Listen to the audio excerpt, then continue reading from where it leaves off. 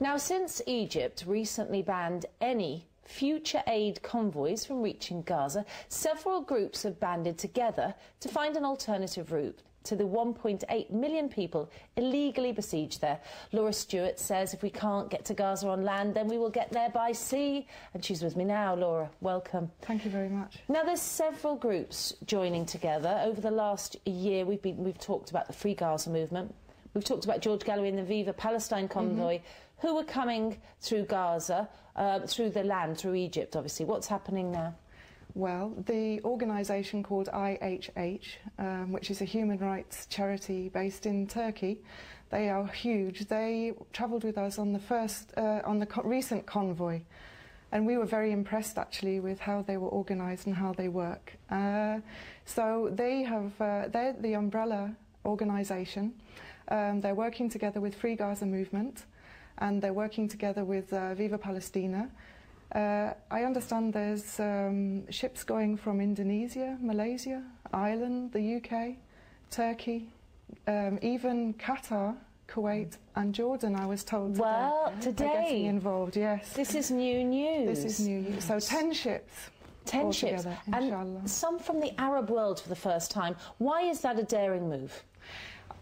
I think that the people are actually perhaps not Arabs. I spoke to Sister Nalan in Turkey today, and she said that they're mostly Pakistanis. In fact, on the last convoy, the Viva Palestina convoy, we had a team of 40 Jordanians with us, which was a very brave move for them as well, because, as you know, their governments are very oppressive and don't like them to be active. Now, there is a sense of danger with taking ships from anywhere in the Mediterranean across Gaza. I was on the first Free Gaza mission, which happened almost 2 years ago now, a year and a half, 2 years ago. And, you know, the danger for two boats was immense because things can vanish on a radar, and it's really not beyond the realms of possibility that the Israeli Navy would issue an alert, an attack. What do you think will happen this time? Is it credible, really, that 10 ships will just go into a closed Israeli zone and through it to Gaza? Well, I think we're not going to ask their permission. We're not going to ask their permission. The why situation. Won't you? We should lay out. Why don't you just say, excuse me, we're bringing in aid? We don't recognise this blockade that they have as being legal or moral. So we're not going to ask their permission. It's not their border. This is the Palestinian border there. So I don't expect that the British government are going to send the Navy to save us from Israeli attack. But there are many countries involved, as I said, Turkey, Malaysia, Indonesia. I think their governments might be a little bit more protective towards their native citizens. True. Laura, why is it significant and important that these boats reach Gaza in May? It's very important to break the siege. I feel again and again to break this siege.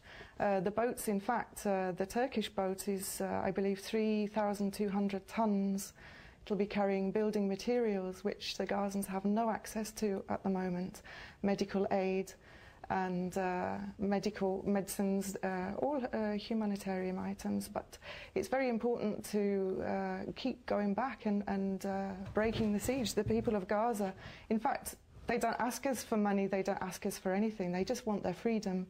This is what they want the world to take action. I don't think many people realise that we all have coastlines. We're in Europe, we've got this huge coast in Britain, and you've got a short bit of coast that is left in Palestine now, and you cannot travel out on it at all. No, even the fishermen there are not safe going around their daily business. They shoot at them, they destroy their boats, so...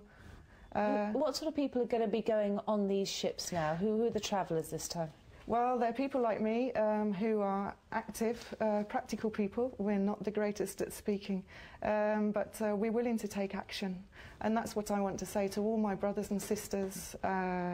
You know, I'm not anybody special, but I had the opportunity to go with Viva Palestina a year ago, and after that I went back again.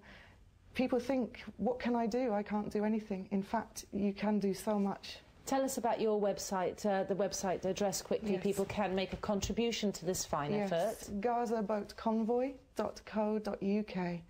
And we're looking for to have a series of events from the 8th of April to raise the profile of the mission and to raise funds. And we'll be speaking in London, Manchester, Birmingham and Bradford, together with Quiva Batali of the Freedom Gaza movement.